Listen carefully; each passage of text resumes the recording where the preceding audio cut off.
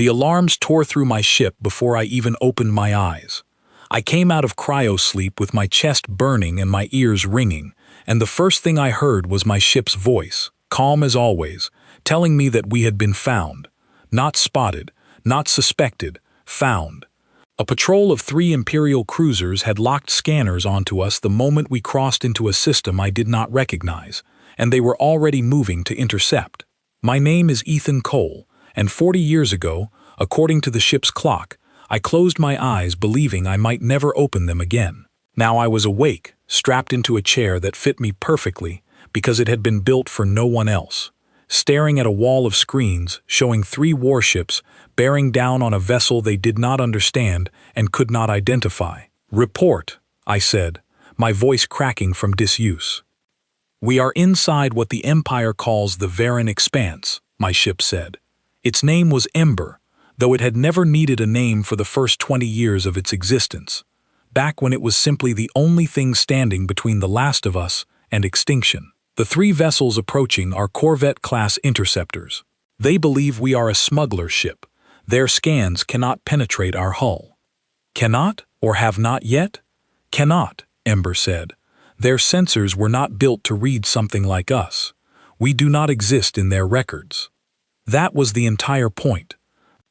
I pulled myself upright, my muscles aching with the particular soreness of decades spent frozen, and looked at the tactical display. 3 ships, sleek and confident, moving in a textbook formation, the kind taught in academies to cadets who had never once needed to fight for their lives. I recognized the formation. Lucas had shown it to me once, years before any of this began, back when he was still alive and still teaching me things I did not yet understand I would need. "They are hailing us," Ember said. "Let them." A voice crackled through the comm system, clipped and irritated, the voice of someone who expected obedience and had never once been denied it. "Unidentified vessel, you have entered restricted Imperial space. Power down your engines and prepare to be boarded. Failure to comply will result in immediate engagement." I almost laughed. Almost. "Ember, do we have power?" "Full power. Weapons remain uncharged unless you instruct otherwise." "Good. Keep them that way." I was not here to start a fight. Not yet. I was here because after 40 years asleep, after losing track of everything and everyone, I needed to know one simple thing. I needed to know whether the message my people sent out into the dark had ever reached anyone at all, or whether we truly were the last sparks of a fire the galaxy had already forgotten. The lead cruiser broke formation and moved closer, weapons ports opening along its hull like eyes blinking awake. I watched the targeting systems paint my ship in red, dozens of firing solutions calculating in real time, and I felt something strange settle over me. Not fear, certainty. "They are charging weapons," Ember said. "Let them fire." There was a pause, the kind of pause that meant even a machine that had known me my entire life still found some part of me difficult to predict. Confirmed, firing. Light bloomed across the hull of the lead cruiser as it unleashed everything it had. I did not move. I did not brace. I simply watched as the barrage of energy struck us and dissolved against our shielding like rain hitting a window, leaving nothing behind but harmless light and the confused silence of an enemy who had just watched their weapons fail completely. "Impact confirmed," Ember said. "0 damage." On the display, I watched the 3 cruisers hesitate. Their formation broke apart, ships drifting in confusion, sensors sweeping over us again and again, as if a second look might explain what the first had failed to. "They don't understand what just happened," I said. "No," Ember agreed, "and they will not be able to explain it to their superiors either." I almost felt sorry for them, almost. The lead cruiser fired again, a longer burst this time, more desperate than tactical, and again the light broke apart across our hull without leaving a mark. I could imagine the panic spreading through their command deck, officers shouting contradictory orders, someone reaching for a manual that had no page for this. "Bring us about," I said. "Slow. Let them see us turn." "You want them to see the ship?" "I want them to remember it." Ember complied, and our vessel rotated with a grace that no Imperial engineer could have designed, every surface catching the light of the nearby star in a way that made the whole ship seem to shimmer, as if it were not entirely solid. I knew what we looked like from the outside. Lucas had shown me the schematics 100 times before I ever set foot inside, a shape unlike anything the galaxy had built in centuries, drawing on old human ideas that the rest of the galaxy had dismissed as primitive long before I was born. "Weapons ready," Ember said. "Say the word." "Not yet." I opened a channel, my voice steady despite the tightness in my chest. "This is not a fight you can win," I said. "I am not here to start one. Not today." There was a long silence before the same clipped voice answered, quieter now, less certain. "Identify yourself." I thought about that question longer than I probably should have. 40 years asleep, and the first thing anyone in this galaxy wanted from me was a name, a label, something they could file away and forget. "Not yet," I said again, and I cut the channel. "They are attempting to lock a tracking beacon onto our hull," Ember said. "Let them try." The beacon fired, a small dart of light meant to stick and transmit our position for as long as possible. It struck our shielding and simply ceased to exist, the same way their weapons fire had, as though our ship had decided the beacon was not worth acknowledging. "Take us out," I said, quietly. Ember did not answer with words. The ship simply folded space around itself in a way I still did not fully understand even after everything Lucas had taught me, and the 3 cruisers vanished from our screens as if they had never existed at all. I sat back in my chair and allowed myself, for the first time since waking, to breathe. "How long was I under?" I asked. 41 years, 3 months, Ember said. "The galaxy has changed a great deal in that time. The Empire has grown. Its borders have expanded into 3 new sectors. It believes humanity to be extinct." "They're wrong." "They are," Ember agreed, "but they do not know that yet." I looked at the star charts scrolling past on the display, systems I did not recognize, borders that had shifted and grown while I slept through decades of history without living a single day of it. Somewhere out there, if the old stories were true, other humans might still be alive, scattered and hiding, waiting the way I had been waiting, for a sign that it was safe to stop hiding. "What happens now?" Ember asked, and there was something almost gentle in the question, as though the ship already suspected the answer and simply wanted to hear me say it.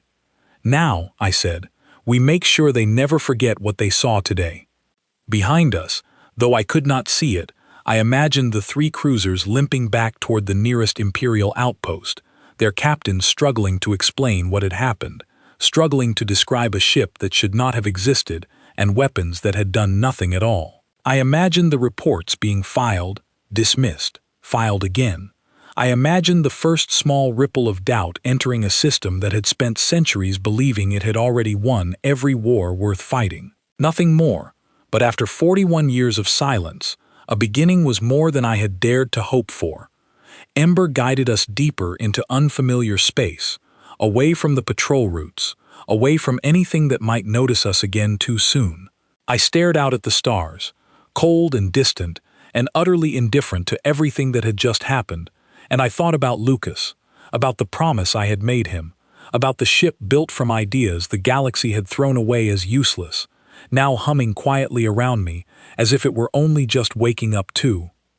Somewhere far behind us, a garrison commander was standing in front of a screen full of contradictory sensor readings, trying to explain to his superiors that a ship with no engine signature, no weapons response, and no match in any database had appeared out of nowhere, ignored everything they threw at it, and disappeared just as easily.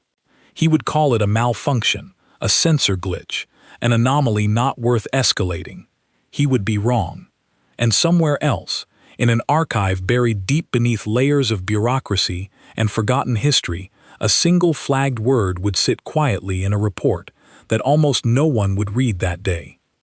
Human. The Empire had spent generations telling itself that word belonged only to the past. I intended to prove them wrong, one quiet encounter at a time, until the whole galaxy remembered what it meant to face something it did not understand. For now, though, I only wanted to see the stars.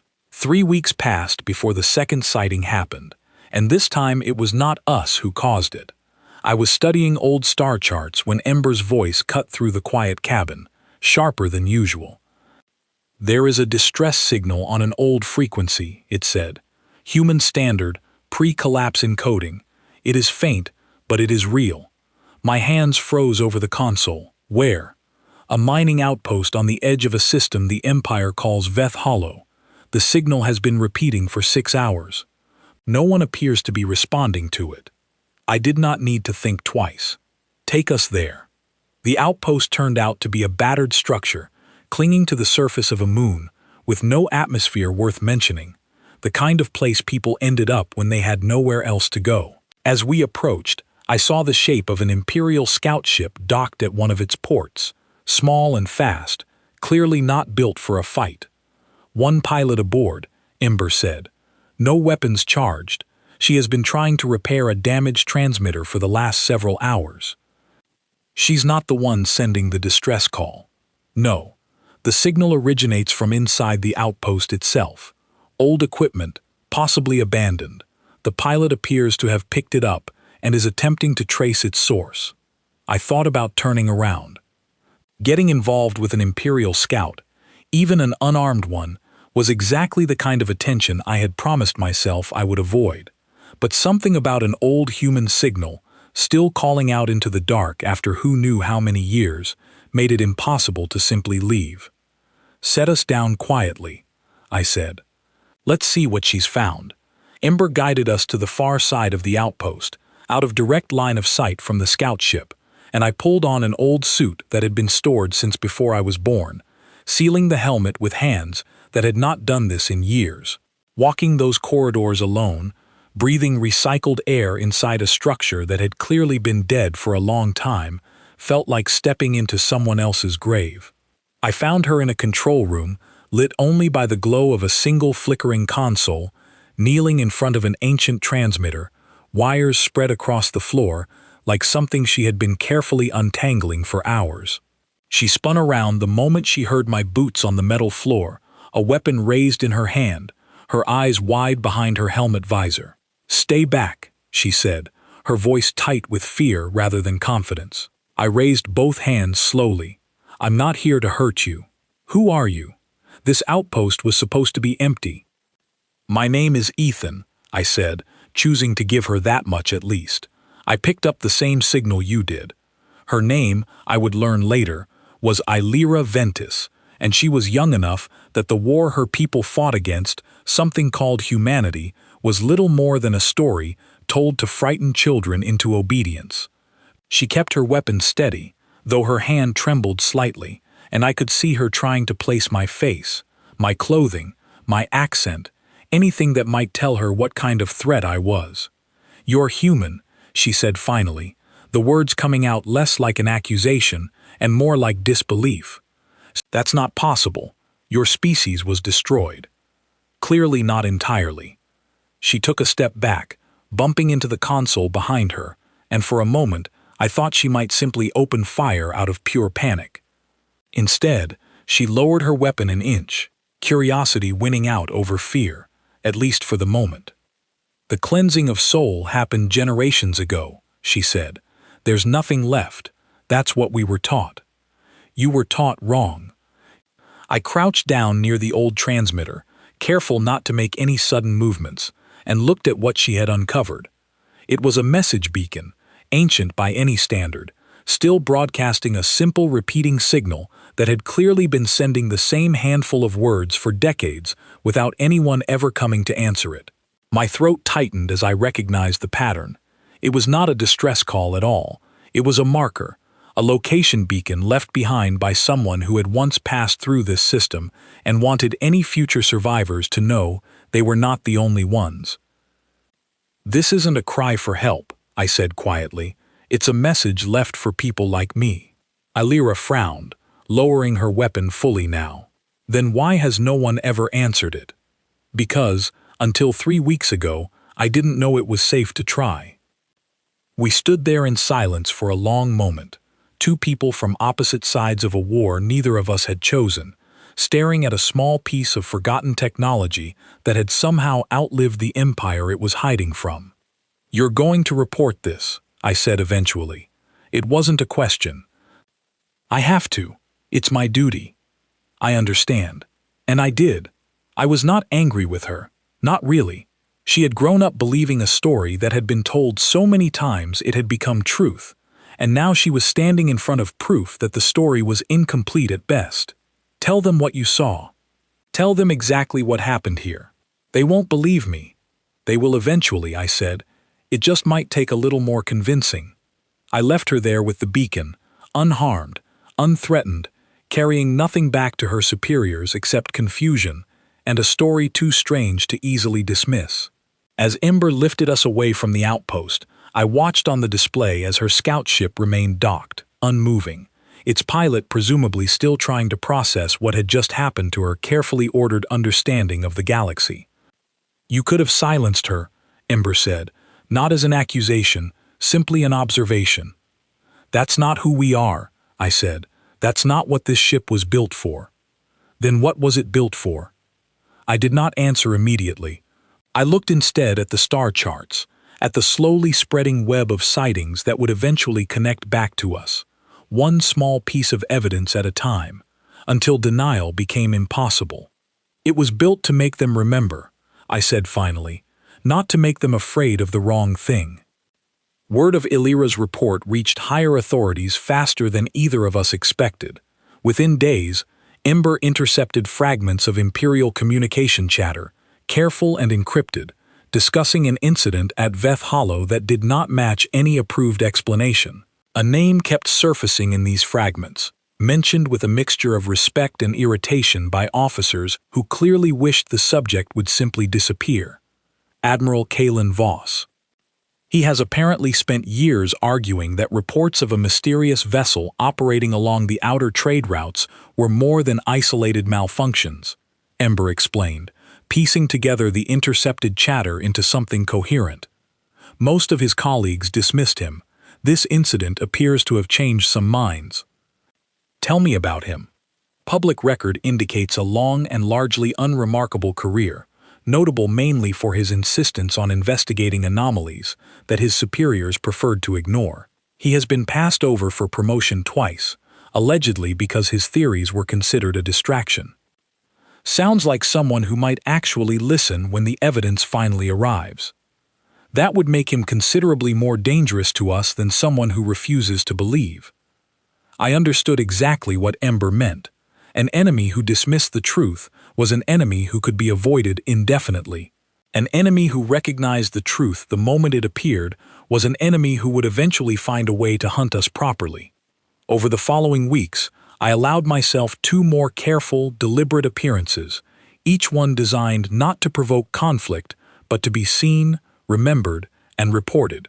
A cargo convoy at the edge of a trade route, where I let my ship simply hover in full view long enough for every sensor aboard 3 separate transports to record an impossible reading before withdrawing without incident. A research outpost studying old battle sites from a war fought generations before I was born, where I left behind nothing but a brief transmission in old human language, untranslated, unexplained, designed purely to be picked apart by whoever found it. Each encounter added another thread to a pattern that Voss, and increasingly others alongside him, could no longer dismiss as coincidence. "They are beginning to correlate the sightings," Ember reported one evening as I sat reviewing charts of systems I had never visited but now knew by name. "Voss has requested access to archived incidents dating back over a decade. Several of the earlier reports, previously dismissed, are being re-examined." "How many sightings total?" "Including the 3 you have personally caused, and older unexplained incidents now being reconsidered, the total stands at 11, all consistent with a single vessel of unknown origin and design. 11 threads, slowly weaving themselves into something the Empire could no longer ignore. I thought about the old beacon on that abandoned moon, still quietly broadcasting its message into the dark, and wondered how many other pieces of forgotten history were scattered across systems I had not yet found, waiting for someone to finally come looking. "They will move against us soon," I said. "Yes," Ember agreed. "Voss has requested authorization to assemble a dedicated task force. The request has not yet been approved, but given the growing pressure, I estimate approval within a matter of weeks." I looked out at the endless field of stars stretching in every direction, indifferent as always, to the quiet war beginning to stir beneath them. "Then we should make sure we're ready before they are," I said. Ember said nothing for a long moment, and when it finally spoke again, there was something in its tone that almost sounded like anticipation. "Preparing navigation and defense systems now," it said. "Where would you like to begin?"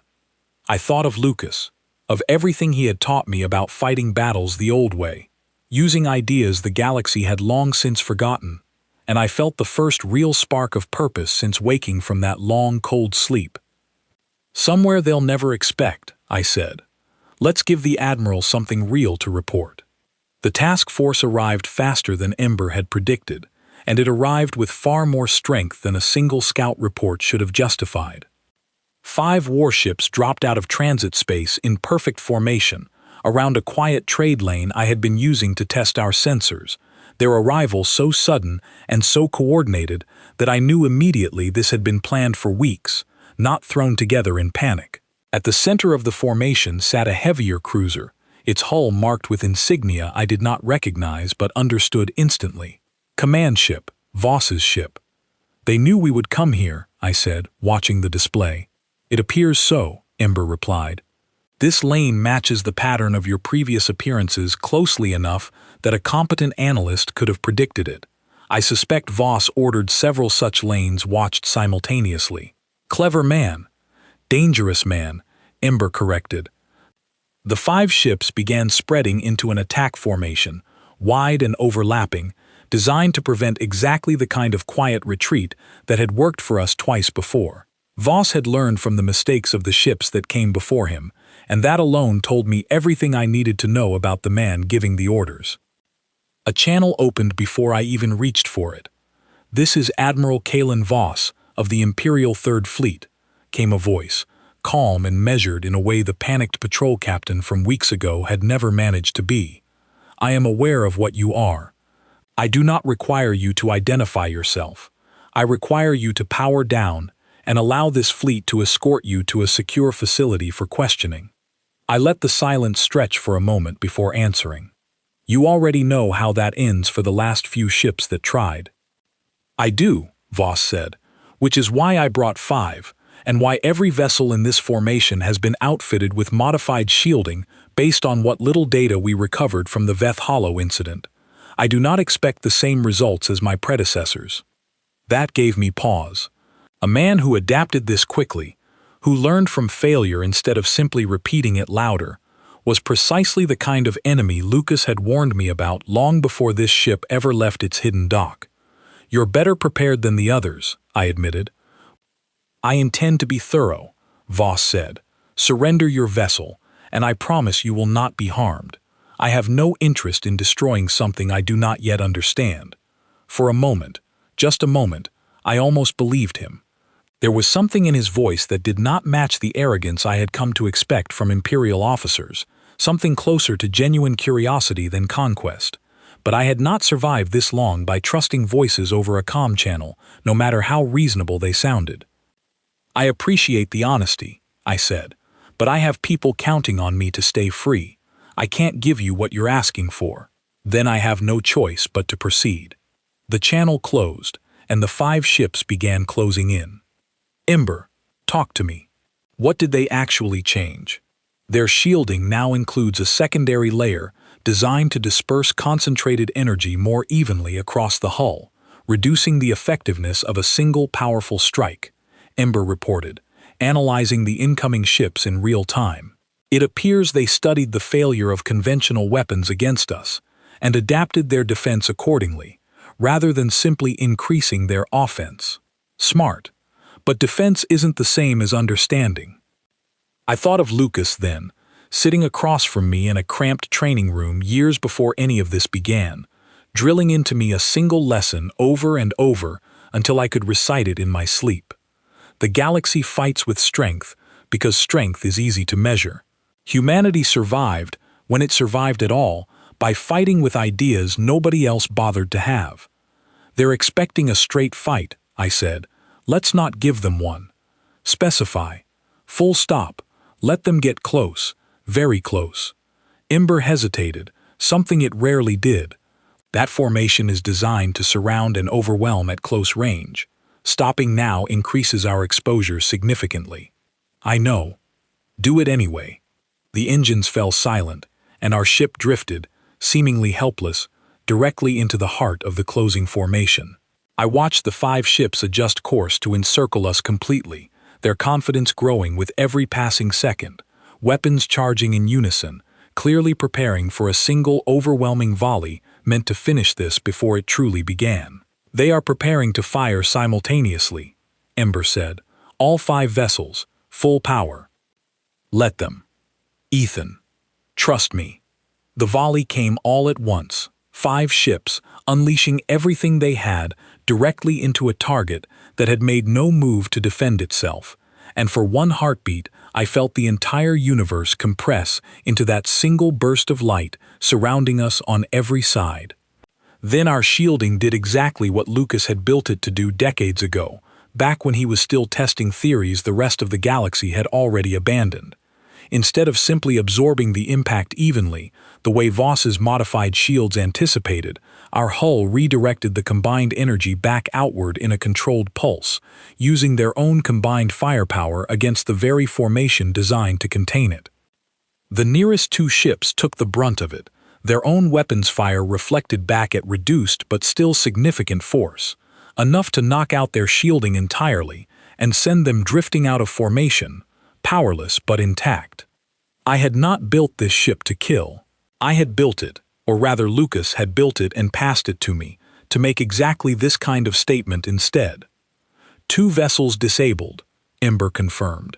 No fatalities detected, remaining 3 ships breaking formation in confusion.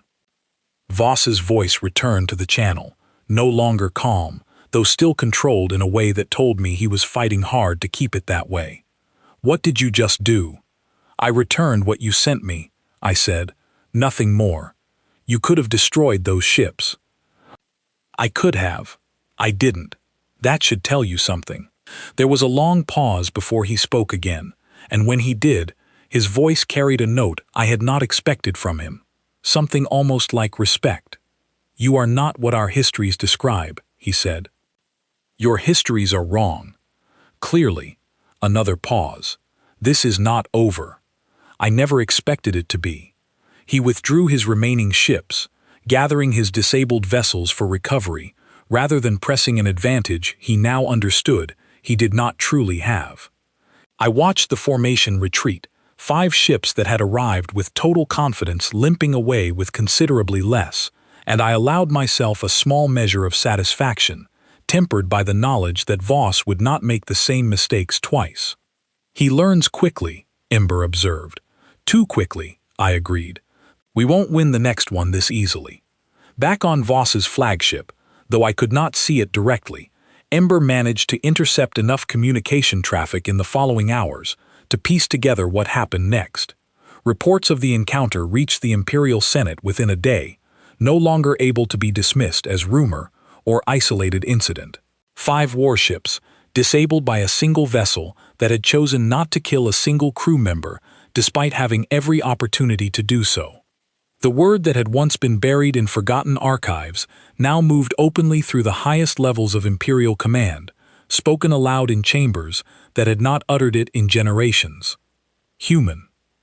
I did not know it yet, sitting quietly in my ship far from Imperial space, but somewhere in a grand chamber built long after my people had supposedly ceased to exist, senators who had spent their careers governing an empire built on the assumption of total victory were now arguing, for the first time in living memory, about whether that victory had ever truly been complete at all. Lucas used to say that the galaxy had forgotten how to fight anyone who refused to fight fair. I had not understood what he meant, until I watched 5 warships retreat from a vessel that never fired a single shot of its own. He taught me everything I knew about this ship, in a hidden dock, built from salvaged pieces of a civilization that no longer officially existed. I remembered standing beside him, as a much younger man, watching him trace his fingers along the hull plating, explaining principles that predated even the war that nearly ended us. Redirection instead of destruction. Patience instead of aggression. He believed that humanity's greatest weapon had never been our strength, but our refusal to fight the way everyone expected us to. They will always assume the biggest gun wins, he told me once. That assumption is the only weapon you will ever need. I had asked him, more than once, why he never simply built something powerful enough to end the war outright. He always gave the same answer, patient and a little sad, as though he already knew he would not live to see whether his plan actually worked. Because winning that way would make us exactly like them, he said, and then what would we even be fighting to protect? I understood him better now than I had as a younger man, sitting in that same drifting silence after Voss's fleet withdrew, staring at the empty space where 5 warships had been moments before. Lucas built this ship not as a weapon of conquest, but as a statement of survival, one that could win without needing to become the very thing it had escaped. You are thinking about him again, Ember said quietly. Every time this ship does exactly what he designed it to do, he would be proud of this outcome. He would be worried about what comes next, I said. And so am I. Because 5 ships retreating was not the end of anything. It was, if the whispers Ember intercepted were accurate, only the beginning of something far larger stirring inside the Imperial Senate, a debate that would decide whether the galaxy chose to hunt me quietly or declare, openly and without hesitation, that humanity had returned. The Senate debate did not stay quiet for long. Within 2 weeks, Ember had gathered enough scattered fragments of Imperial communication to build a fairly complete picture of what was happening far above the ordinary chatter of patrol ships and border garrisons. The word human had moved from whispered rumor to formal record, and with that shift came something far more dangerous than curiosity. Fear organized itself quickly once it had a name to attach to. They have officially classified you, Ember said one morning, as I sat going over the readings from our last encounter. Designation Ghost Vessel, threat level unprecedented. Admiral Voss has been granted expanded authority to pursue you using any resources he considers necessary. Any resources, I repeated. That's not a small thing to grant someone. No, it is not. I felt the weight of that sentence settle over me slowly. An empire that had spent generations believing itself untouchable was now willing to hand a single officer nearly unlimited authority in order to deal with one ship, one pilot, one inconvenient reminder that their history books were incomplete. It meant they finally understood the stakes. It also meant Voss would no longer be constrained by the caution that had made our last encounter survivable for both sides. What kind of resources are we talking about? Unclear, Ember admitted. But I have detected increased activity around 3 research facilities previously dedicated to studying deep space anomalies. It is possible Voss intends to pursue technological countermeasures beyond conventional weaponry. I did not like the sound of that at all. For the first time since waking from cryosleep, I found myself questioning the promise I had made before ever setting foot on this ship. Stay hidden. Protect what remains of us by remaining invisible for as long as possible. It had seemed like simple wisdom back when the galaxy still believed we were extinct. Now, with an entire fleet reorganizing itself specifically to hunt me down, invisibility felt less like protection and more like a slowly closing trap. The choice became impossible to avoid 3 days later, when Ember intercepted a distress call unlike any of the others. "This one is different," Ember said, urgency creeping into its usually calm voice. "It originates from a civilian transport under attack. The attackers are Imperial vessels, but the transport itself is registering unusual signal patterns consistent with old human technology." My chest tightened. Human survivors, actual survivors, not just old beacons. I cannot confirm that without closer investigation, but the pattern match is significant. I did not hesitate this time. Take us there, now. We arrived to find a small transport ship caught between two Imperial corvettes, its hull already scarred from weapons fire, its engines struggling against damage that would eventually leave it dead in space if nothing changed.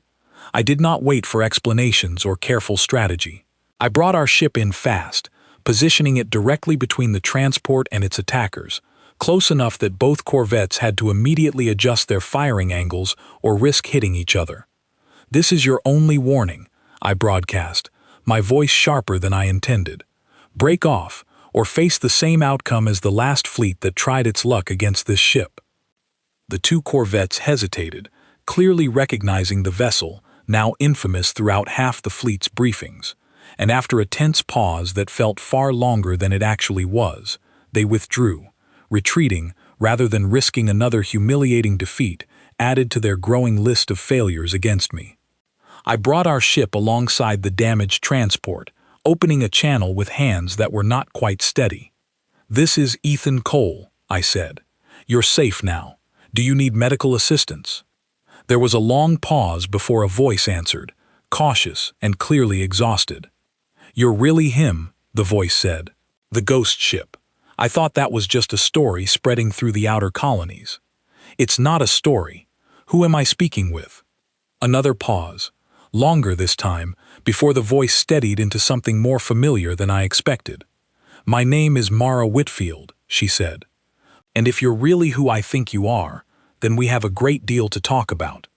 I brought her aboard my ship personally, escorting her through decontamination and into the small common area Lucas had designed decades earlier, back when he still believed more than one person might eventually need to use it. She looked tired in the particular way that came from years of running rather than days, her eyes carrying the same guarded wariness I recognized from my own reflection more often than I liked to admit. "You're human," I said, though it was not really a question. "So are you," she replied, "which means the stories some of us have been telling ourselves for years might actually be true." She explained slowly, piecing together fragments of a history I had never known existed. A separate group of survivors, smaller than the one that built my ship, had scattered in an entirely different direction during the final chaos of the cleansing, settling quietly among sympathetic colonies willing to hide them in exchange for skills and knowledge those colonies desperately needed. They had survived not through advanced technology or hidden warships, but through the much simpler, much more fragile strategy of blending in and staying quiet for as long as possible. "We heard rumors about a ship," Mara said. "Something built before the cleansing finished, something meant to carry a message if anyone survived long enough to send it. Most of us assumed it was destroyed along with everything else." "It wasn't," I said. "I've been carrying that message for weeks now, trying to decide exactly how loudly to speak it." "Well," she said, glancing at the tactical display still showing the retreating Imperial corvettes, "I'd say you're speaking fairly loudly already."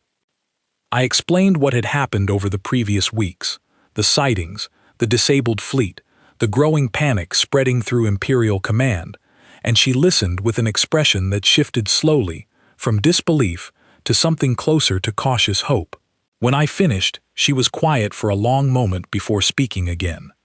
"There's something you need to understand," she said. "The Empire isn't just afraid of one ship anymore. They're afraid of what one ship means. If there's one of you, there might be more. If there are survivors hiding among the colonies, entire populations that thought they were safe might suddenly become targets simply for the crime of having sheltered us." That thought had not occurred to me, and it should have. I had been so focused on proving that humanity survived that I had not fully considered what that proof might cost the people who had nothing to do with our original war at all. "You're saying my choices could put your people in danger." "I'm saying they already have," Mara said, not unkindly, simply honestly. "The moment Voss connects the dots between your ship and scattered rumors of hidden human survivors, every colony suspected of shelter becomes a target for investigation.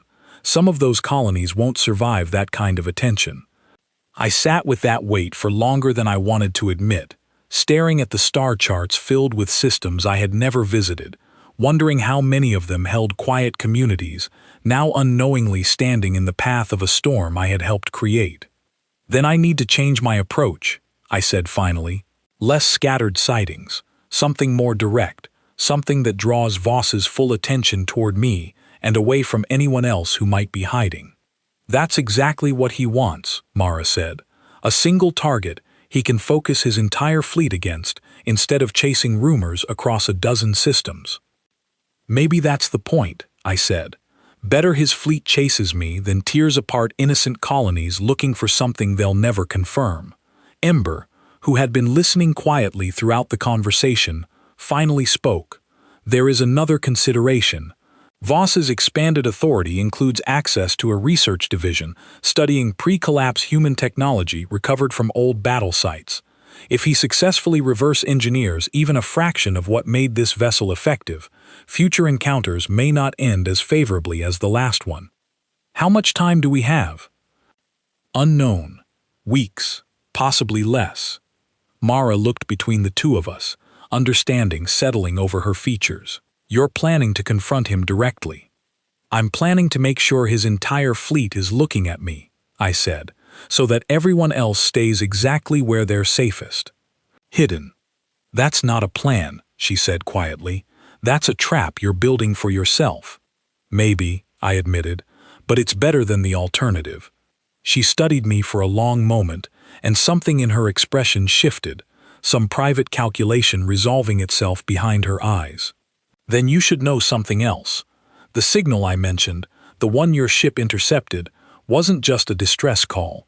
It was also a general broadcast, encoded in old human frequency, meant to reach any survivors still listening. I sent it deliberately, hoping someone like you might finally answer." "Why now, after all these years?" "Because our colony was compromised 3 days ago," she said. "Imperial investigators found evidence of pre-collapse technology among our supplies. We barely escaped before they closed in. I didn't send that signal hoping for rescue. I sent it hoping someone out there could still fight back." The pieces settled into place with uncomfortable clarity. Voss's expanded authority was not simply about hunting one mysterious ship. It was about hunting an idea, a possibility, a thread that led directly toward every scattered fragment of humanity, still hiding across the galaxy, myself included. "Then we don't have weeks," I said. "We have days, if that." Ember's voice carried a new weight as it responded. "Confirmed. I am detecting a significant fleet mobilization pattern originating from Voss's home sector. Based on trajectory and timing, I estimate they intend to establish a containment perimeter around this region within 72 hours. "A trap," Mara said quietly. "A trap," I agreed, "built specifically to close around me before I can warn anyone else." I looked at the star charts one final time, at the quiet systems scattered across Imperial space, some hiding survivors who had no idea how close the danger truly stood, and I felt the last of my hesitation fall away entirely. "Then let's make sure that trap has a surprise waiting inside it," I said, "because I don't intend to walk into this quietly." Mara refused to stay behind, and after listening to her argue the point for nearly an hour, I stopped trying to convince her otherwise. "You need someone who can speak for the colonies," she said. "Someone who can tell the Empire exactly what their fear has already cost, in words that come from more than just one voice. It's dangerous.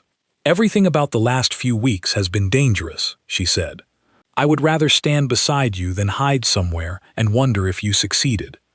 Ember calculated Voss's containment perimeter with growing precision as the 72 hours ticked steadily downward, and the picture that emerged was worse than I had initially feared. This was not simply a fleet gathering to hunt one ship. Entire sectors were being quietly locked down, patrol routes rerouted, communication traffic monitored, with a thoroughness that suggested Voss intended to make absolutely certain nothing slipped past his search, whether that something was my ship or any other scattered piece of humanity his research division had begun to suspect might still exist.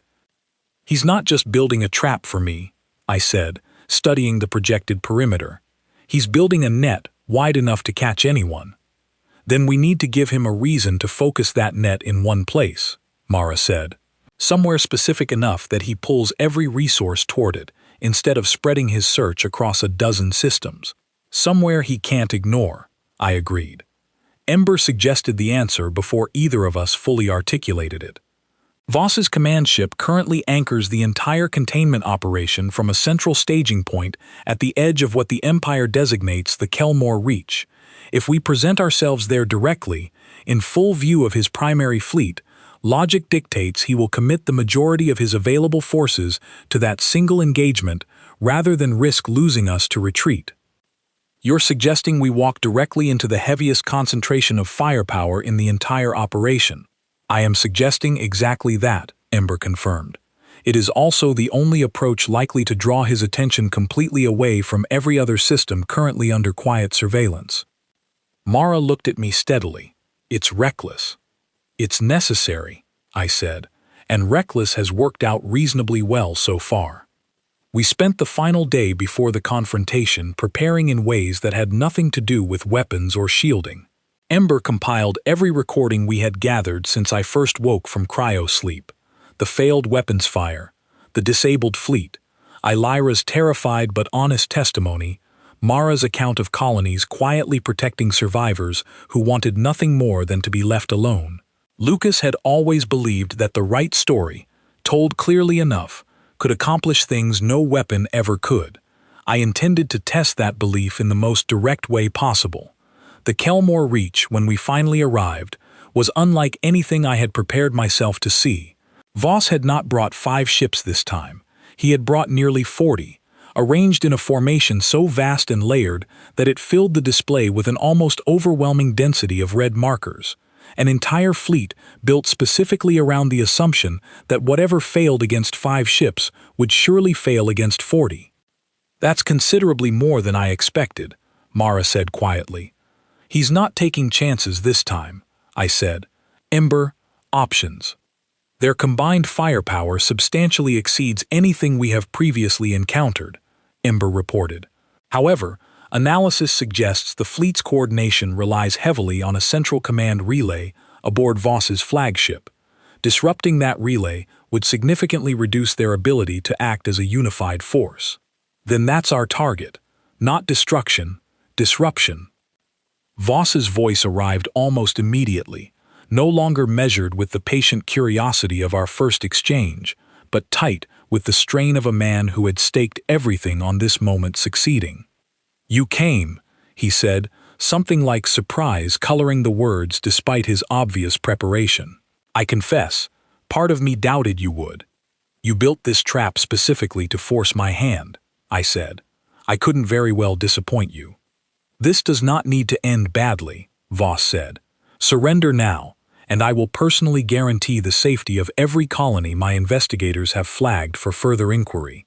Continue resisting, and I cannot make that same promise." Beside me, Mara's expression hardened, and I understood immediately what she wanted to say before she said it. "Let me speak to him," she said quietly. I opened the channel wider, allowing her voice through alongside mine. "Admiral Voss," she said, steady despite the visible tension in her shoulders. "My name is Mara Whitfield. 3 days ago, your investigators tore apart a colony that had done nothing except quietly survive for 2 generations, offering shelter to people your empire declared extinct before any of us were even born. Tell me honestly, what threat did farmers and engineers and children pose to an empire with 40 warships at its disposal?" Voss was silent for a long moment before answering, and when he did, his voice had lost some of its earlier certainty. "Policy dictated a thorough investigation." "Policy," Mara repeated, "not safety, not necessity. Policy, built entirely on fear of something that happened generations before either of us was born." "You misunderstand my position," Voss said. "I did not create this policy. I have spent my entire career arguing that the old reports deserved serious investigation rather than dismissal, precisely because I believed the truth mattered more than convenient assumptions. Now that the truth has arrived, I find myself required to act on it in ways I did not fully anticipate." "Then act on it honestly," I said, joining back into the conversation. Not with 40 warships aimed at proving a point to your Senate, but with the truth you've apparently spent your entire career trying to uncover. We are not a threat waiting to strike. We are what remains of a people who only ever wanted to survive quietly, and your empire's fear of that simple fact has already cost innocent people their homes. Kaplunt. The silence that followed stretched long enough that I began to wonder if he intended to answer at all. When he finally spoke, his voice carried a weight I had not heard from him before, something closer to genuine conflict than command. "Do you have proof of what you're claiming?" he asked, "beyond your own testimony?" "I have this," I said, and nodded to Ember. Ember transmitted everything we had prepared, every recording, every account, compressed into a single broad transmission that reached not only Voss's flagship but, thanks to a small modification Ember had made to the signal structure, every ship currently listening across the entire fleet's open channels. I wanted every crew member present to hear this, not just the admiral commanding them. The recordings played out across dozens of ships simultaneously, Illyra's shaking voice describing a beacon left behind by people who only wanted to be remembered, Mara's account of a colony destroyed not for any crime, but for the simple act of showing kindness, the record of 5 warships disabled, without a single life lost, despite having every opportunity to take many. I watched the tactical display as, one by one, small variations began appearing among the 40 ships, formations loosening slightly, weapons charge levels fluctuating as crews clearly debated among themselves what they were witnessing. "You are attempting to turn my own fleet against me," Voss said, though there was less accusation in his voice than simple observation. "I am attempting to make sure the truth reaches more than just one admiral," I said. "What happens next is still your choice." The silence stretched again, longer this time, heavier, filled with the particular weight of a man wrestling with decades of assumptions, suddenly forced to confront evidence he could no longer dismiss. "Stand down the fleet," Voss said finally, and though his voice was quiet, it carried clearly enough that I knew every listening ship had heard the order. Full stand down, weapons offline across the formation. Confusion rippled visibly across the tactical display as ship after ship complied, slowly and with evident hesitation, but complied nonetheless. I felt something in my chest loosen for the first time since we arrived at the Kelmore Reach, a tension I had not fully realized I was carrying until it began to ease. "This will not end the larger debate," Voss said, addressing me directly now. "The Senate will demand answers. Some will call this treason. Others will use it as justification to escalate rather than reconsider." "I understand," I said, "but it's a start." "You do not intend to surrender," he said. It was not quite a question. "No," I said, "but I do intend to make sure this conversation continues, out in the open, instead of hidden away in classified reports that only a handful of people ever read." "And if the Senate orders me to resume pursuit?" I thought of Lucas then, of everything he had taught me about fighting battles that could not be won through force alone, and I gave Voss the only honest answer I had. "Then we'll have this conversation again," I said, "as many times as it takes." Voss did not respond immediately, and when he finally did, his voice carried something I had not expected to hear from an Imperial admiral who had spent his entire career building toward this exact confrontation, something close to relief. "I have spent years being told my instincts were a distraction," he said. "I would like the chance to prove they were something more than that." The fleet withdrew slowly over the following hours, not in defeat, but in something closer to uncertainty. 40 ships, carrying crews who had just watched their own certainty about the galaxy's history crack open in real time. I did not know yet what would happen once Voss returned to face the Senate, whether his willingness to stand down would be seen as wisdom or weakness, whether the recordings we transmitted would spark genuine reconsideration or simply harden old fears into something worse. But I knew, with a certainty I had not felt since waking from cryosleep, that the silence surrounding my people was finally, irreversibly broken. Mara stood beside me as the last of the fleet retreated from view, her expression somewhere between exhaustion and cautious hope. "What happens now?" she asked. "Now we make sure this doesn't end here," I said. "There are other colonies out there, other survivors who don't yet know it's safe to stop hiding. We find them, we tell them what happened today, and we make sure the next admiral who comes looking for answers finds the truth instead of another reason to be afraid. That's a much bigger mission than the one you started with." "It was always going to become one," I said. "I just didn't fully understand that until today." Ember's voice carried a quiet note of something almost like pride as it spoke. "Shall I plot a course toward the remaining flagged colonies?" "Yes," I said. "And Ember, one more thing. Let's stop calling ourselves a ghost. Ghosts hide. We're done hiding."